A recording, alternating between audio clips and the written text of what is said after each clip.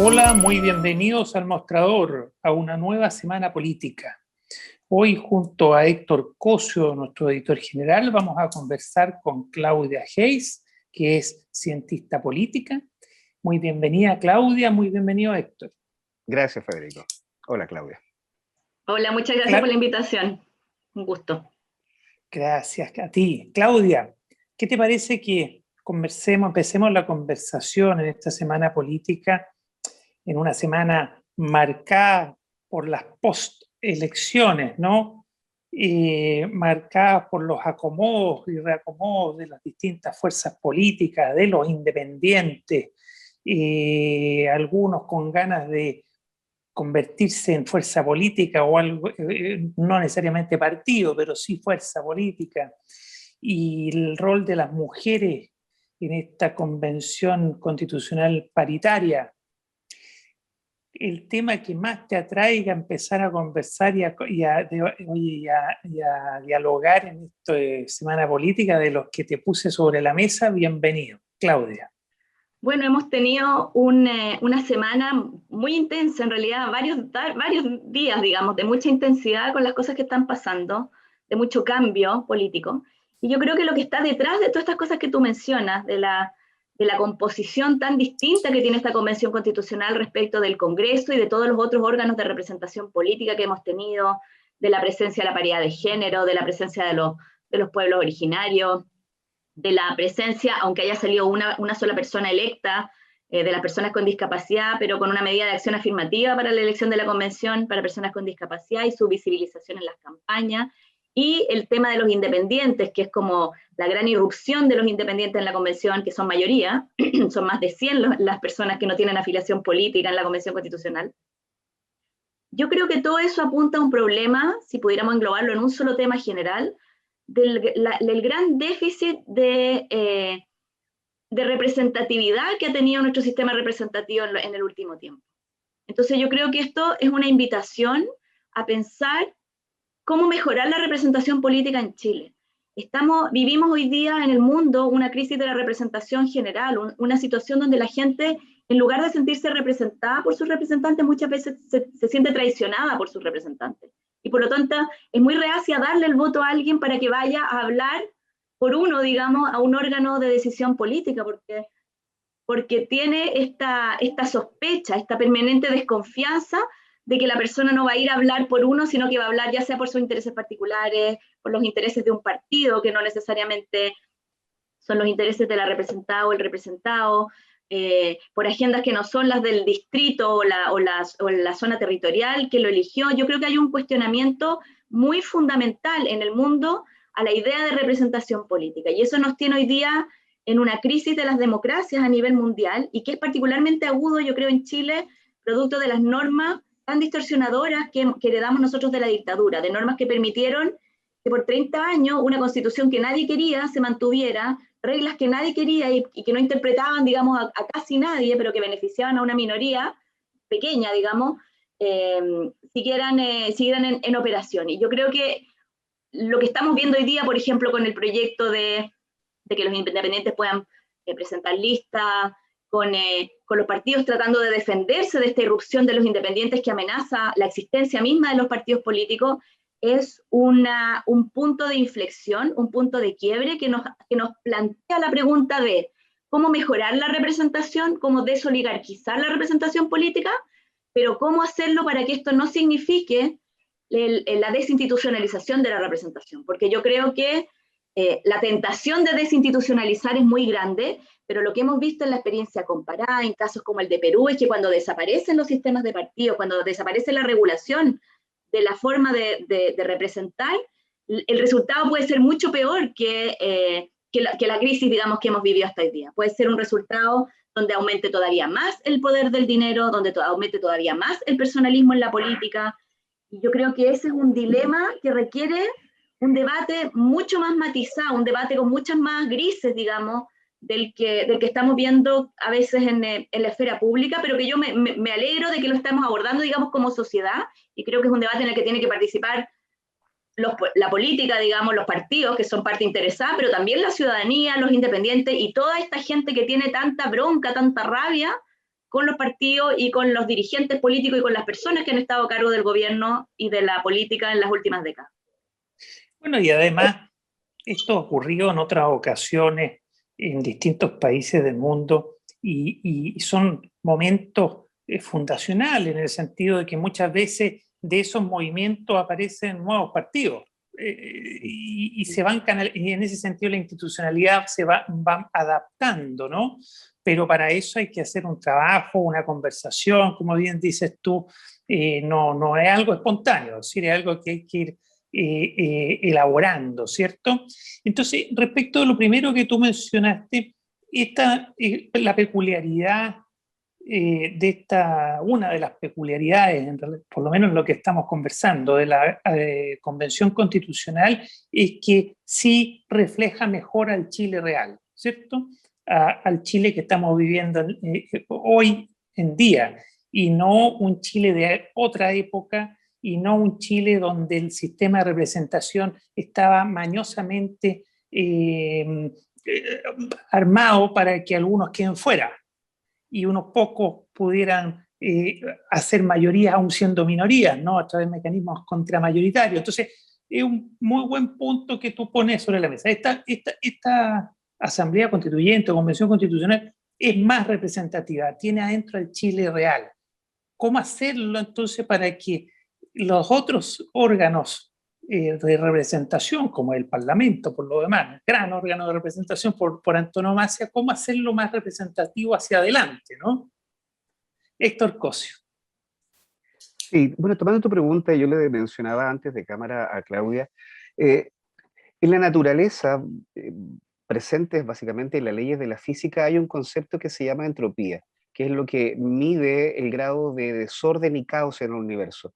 La energía del universo se distribuye de manera homogénea, muy equilibrada, pero de esa redistribución equilibrada precisamente se potencia el caos y el desorden. De alguna manera, creo que la Convención Constitucional, los electores, cuando deciden votar por personas que no están en bloques, que sería lo contrario a la entropía, deciden votar por personas independientes de los partidos, pero independientes entre sí. De alguna manera, la convención sería entrópica, porque es es muy diversa, como dices tú, el Chile real. Pero los seres vivos, por lo general, tienden a luchar constantemente contra la entropía, buscando, de alguna manera, los equilibrios. Y entre esta convención constitucional, los independientes son independientes entre sí, son independientes de los partidos, pero da la impresión que tienen principios y valores comunes. Por ejemplo, en el tema del agua, por ahí también he escuchado en temas, por ejemplo, como el régimen presidencial. Entonces, yo me pregunto, y también hago la extensión de la pregunta a Claudia, ¿de qué manera también hoy día este grupo de independientes que comparte valores y principios comunes que representan un poco al Chile que está harto, digamos, y desconfía y se siente traicionado por la clase política, ¿de qué manera esos principios y valores comunes los van a hacer, quieranlo o no, transformarse en una fuerza política? Me pregunto, por ejemplo, ya sabemos más o menos que hay una coincidencia que se va a dar una pelea fuerte, pero una coincidencia respecto del agua, ¿no? De como que el agua derechamente tiene que ser un derecho humano. Pero, ¿qué va a pasar, por ejemplo, en estos independientes cuando tengan que discutir, por ejemplo, el régimen político de Chile, la subsidiariedad, por ejemplo? ¿Van a ver, o cómo lo ves tú? Yo me pregunto más esa pregunta.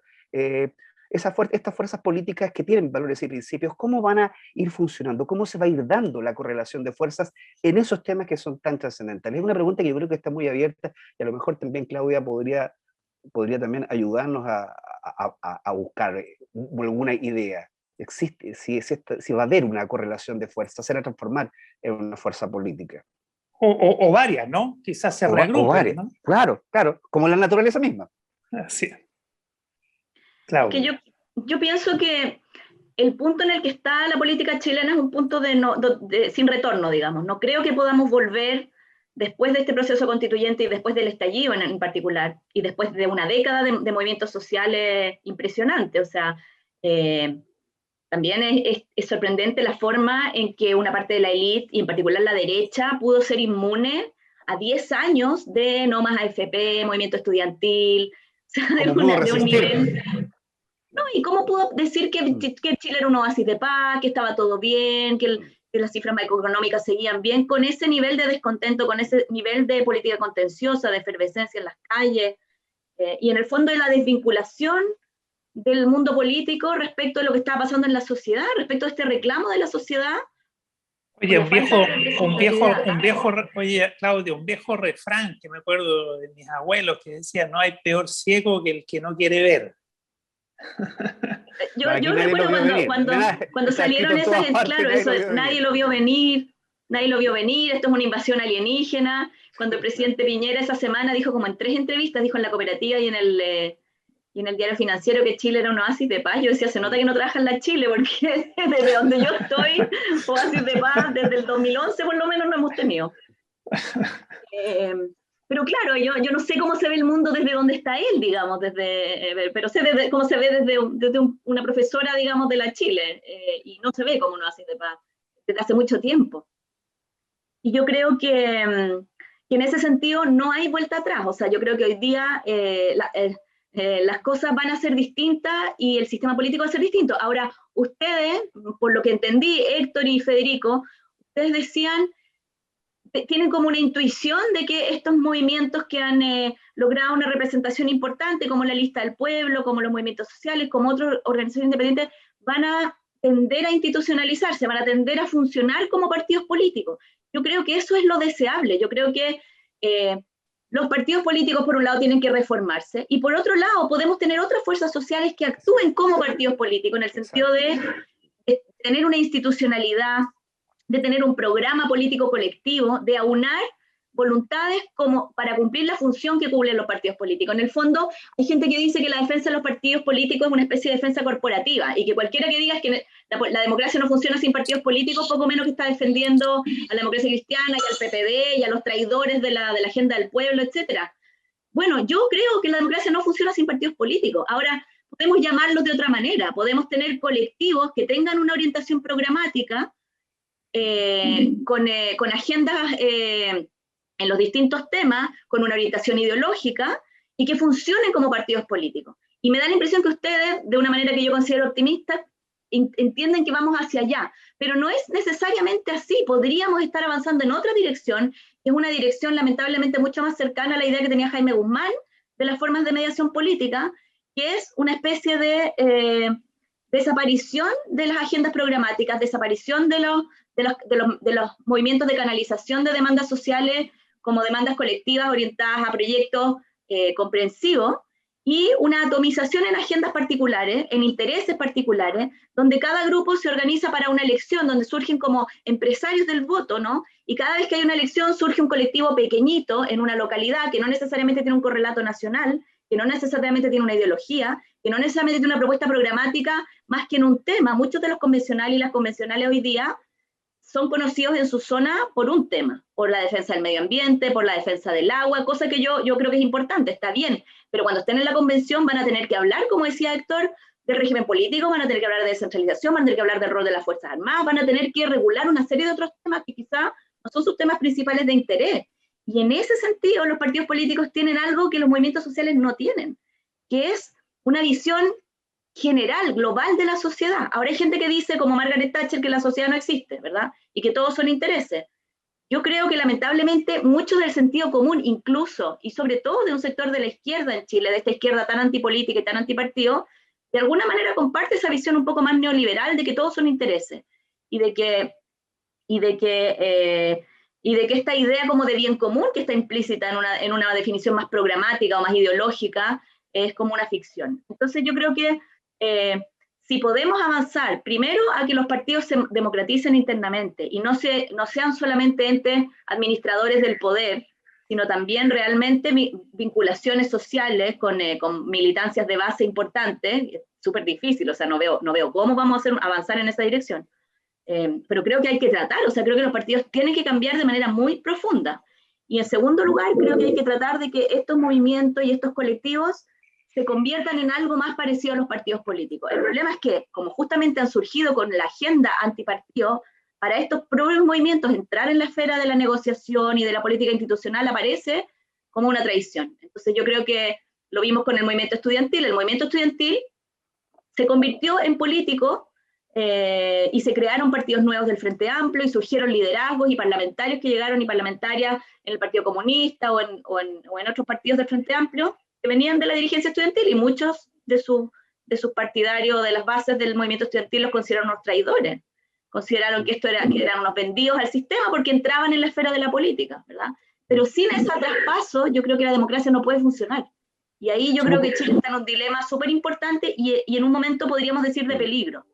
Una oportunidad, pero también un peligro. Quería profundizar, disculpa Federico, pero el punto que propone de análisis Claudia, claro, parece bastante preocupante, pero ¿dónde está el punto de inflexión? ¿Dónde ves tú el punto de inflexión para que esto, digamos, se vaya de las manos y se pueda conducir precisamente en lo que no se busca, que es una atomización, que es, digamos, intereses particulares, sobre todo pensando también que para las fuerzas políticas tradicionales, la aparición de los independientes fue como un escalofrío que les recorrió toda la espalda, o sea, están pensando derechamente en la posibilidad de perder sus escaños parlamentarios si es que se levantan listas de independientes para las elecciones legislativas. ¿Dónde está ese punto de inflexión? ¿Cómo se podría advertir ese riesgo, ese peligro para tratar de poner el atajo, desde luego? Bueno, yo pienso que la idea de permitir que los independientes libremente compitan en elecciones sin tener plataformas programáticas sustantivas es un peligro de desinstitucionalización de la representación política. O sea, yo creo que la propuesta que se está discutiendo hoy y que ha planteado el Frente Amplio y el Partido Comunista y que es muy popular, y yo entiendo que sea muy popular, es una propuesta que hay que mirar con mucha atención. Yo no digo que no se pueda generar alguna forma para dar mayor participación a los independientes, pero creo que hay que tener cuidado de que por tratar de mejorar la representatividad no terminemos empeorándola y generando incentivos institucionales a la personalización de la política, a los proyectos particulares, individuales o de intereses específicos, digamos, y abriendo en el fondo nuevos canales para la desintegración del sistema político, un poco como ocurrió en Perú. Lamentablemente en Perú, cuando los independientes pueden organizarse localmente, es importante la vinculación local, pero también es importante la vinculación nacional.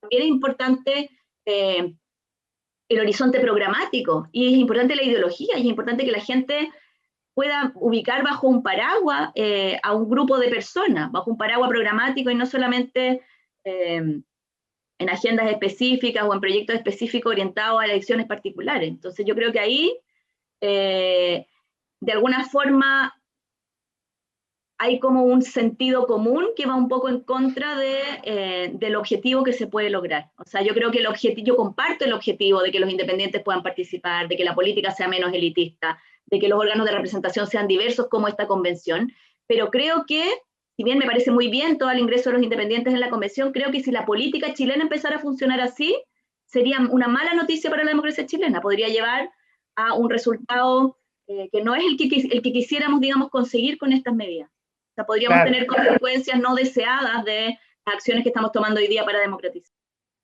Claro, en definitiva, por muy buenas intenciones que sean, pueden debilitar o matar la democracia.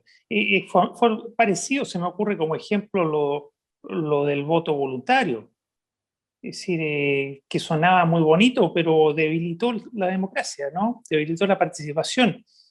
Que en la Convención Constitucional esté más representada la sociedad y la diversidad está muy bien, porque es una convención constitucional, pero el Parlamento tiene que tener mejor representación, pero claro, a través de conductos más institucionales para impedir el efecto nocivo que tú dices, que tú mencionas, Claudia. Hay que tener mucho cuidado con las buenas intenciones cuando no se piensan, ¿no? Cuando no se debaten, no se dialogan. Hoy día en la radio, en el mostrador, en la clave, el alcalde Castro de Renca mencionó sobre esto algo muy puntual. Dijo, bueno, pues si las reglas del juego en la mitad de una carrera no se pueden cambiar, si las elecciones son ahora, ¿cómo ahora se va a permitir que entren los independientes en relación con el proyecto que con tanto aspaviento y publicidad han ingresado el Frente Amplio y el Partido Comunista? Es decir, él es independiente hoy día. se fue de la Democracia Cristiana, es decir, él es un independiente y está en contra de eso justamente porque se cambian las reglas del juego apurado sobre la marcha en una elección que está en curso y porque es algo que hay que reflexionar, como bien dices tú, Claudia, es decir, hay que ver cómo mejorar la participación, pero la atomización y dispersión y que nadie sepa quién es quién puede tener efectos perversos mucho más nocivos que los beneficios a alcanzarse, ¿no? Buen punto, ¿eh? Buen punto, Sí. Héctor Coso. Sí, yo quisiera también poner un punto que se me viene a la mente también ahora a propósito de la irrupción de los independientes, que tiene que ver con lo que decíamos recién sobre la crisis de los sistemas de representación y cómo también estos empiezan, o uno está empezando a pensar en cómo también abrir la cancha a la participación más directa de la ciudadanía, no simplemente en la elección coyuntural de representantes para diputado, para senador, para alcalde, sino cómo abrir también, o cómo los independientes pueden ser un canal de apertura hacia una participación, avanzar hacia una democracia más directa. Basa, el otro día también citando, digamos, un entrevistado que tuvimos en la radio, él decía que una de las propuestas que ellos tienen, digamos, como constituyente, es poder abrir a la participación ciudadana la discusión, por ejemplo, de derechos fundamentales, como el derecho a la educación, abrir y citar, convocar a la comunidad nacional a que se pronuncie sobre un tema determinado. Eso es avanzar hacia una democracia más directa, ya no tanto la representación, sino que incorporar, que a través de los independientes se pueda incorporar a la ciudadanía. ¿Tú ves, Claudia, también una posibilidad de avanzar hacia una democracia más directa y corregir la representación, desde luego? A Bueno, partir de los independientes. y yo complemento la pregunta, y si eso es necesario y conveniente, puede no serlo, o puede serlo, o quizás Correcto. matices, ¿no? Yo creo que ahí pasa lo mismo con los independientes, hay como un sentido común que dice los independientes al poder, pero vemos que cuando uno analiza lo que pasa en otros países donde la política está muy desinstitucionalizada, finalmente el resultado es peor para la democracia, para la diversidad, para los grupos más vulnerables, y con la democracia directa pasa un poco lo mismo. Hay como un sentido común de que la democracia directa es la solución a los problemas de la democracia representativa, y muchos autores que han trabajado, digamos, en Chile, por ejemplo, Francisco Soto, de la Facultad de Derecho de la Chile, David Altman, de Ciencia Política de la Universidad Católica, son personas que han estudiado los mecanismos de democracia directa. Janina Welp, que es una profesora argentina, y todos ellos han concluido que la democracia directa puede ser un arma de doble filo. O sea, la democracia directa tiene un rol que cumplir en las democracias representativas, pero no reemplaza a la democracia representativa. Si reemplaza a la democracia representativa, puede tener una deriva autoritaria muy fácilmente que justamente perjudique la representación de las personas con menos poder en la sociedad, con menos dinero, etc. Porque la representación, nosotros estamos acostumbrados a pensar en representación como sinónimo de elitismo, pero la idea de representación es justamente corregir las asimetrías. Si yo digo quiero que el organismo sea representativo, es que no porque alguien hable peor o tenga menos dinero o tenga menos capacidad de organización no debe estar escuchado, debe estar representado para que haya una representación equitativa de todos los sectores de la sociedad. Entonces la representación de alguna manera es el antídoto a las asimetrías de la participación. Ahora, si no hay participación tampoco hay representación, porque alguien que diga no, yo no represento, si esa representación no está alimentada por la participación y por un contacto permanente entre representante y representado, es un concepto vacío, o sea, es una usurpación en el fondo del poder, ¿verdad?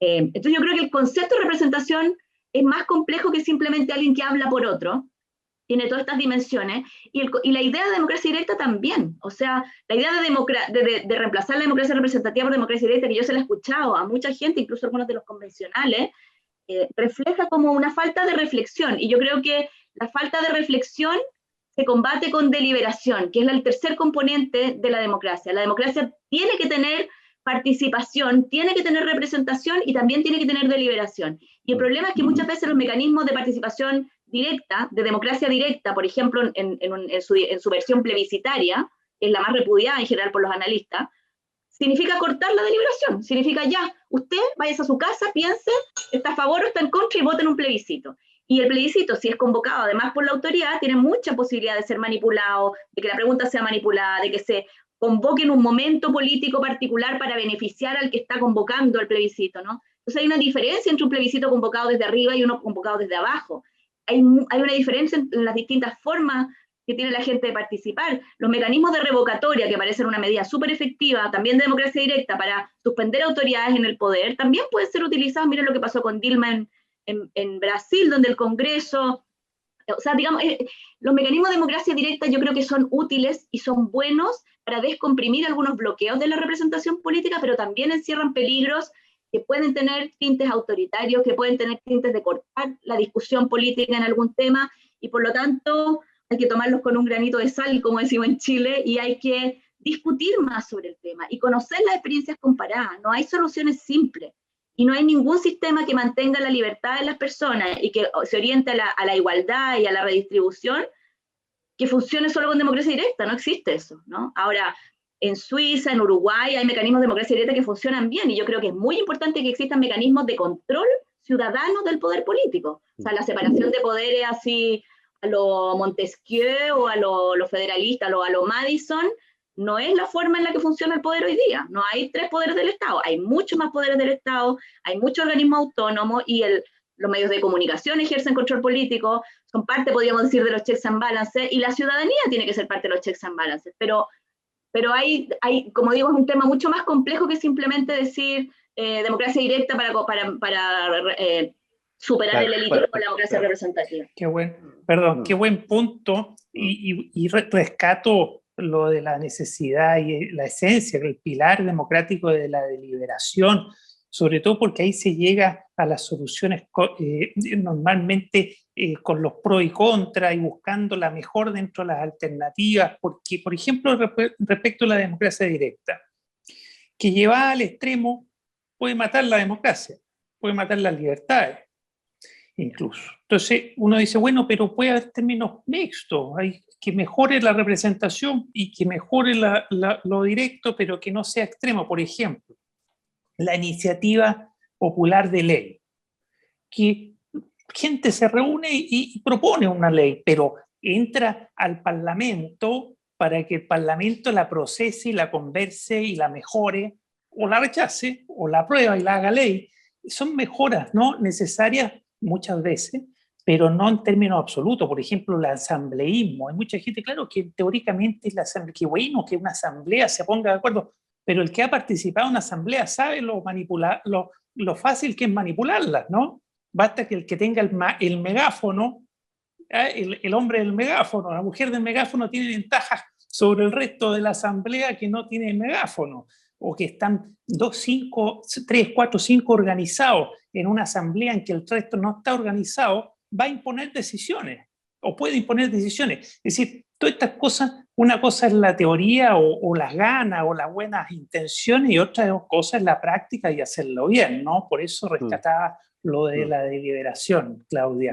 Héctor Cosio, vamos cerrando. ¿Qué te parece? Sí, no, yo me quedo también con la idea de que esto es necesario, digamos, así como lo estamos haciendo ahora, es que se multiplique, digamos, por todas las veces que pueda multiplicarse, este tipo, digamos, de discusión y de debate ya más en profundidad, porque también veo un riesgo asociado, el riesgo que ve incluso aquí Claudia, esta advertencia que hace de cómo la democracia directa también puede llevarnos, digamos, a un lugar sin salida, pero ahí también esa advertencia puede ser utilizada como argumentos para inhibir precisamente también la participación, es decir, puede ser utilizada desde el otro punto para restringir ante el eventual peligro que podría significar, digamos, que esto se vaya de las manos, entonces mejor no la incorporemos.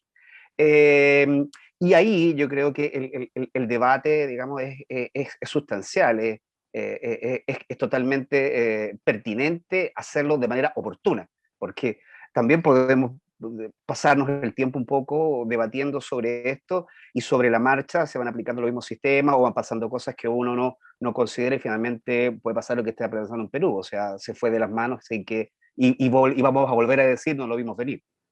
Creo que es súper oportuno tal vez quedarnos con esta idea de debatir y de discutir en profundidad sobre lo que vamos a hacer y cómo vamos a pensar Chile de aquí al futuro.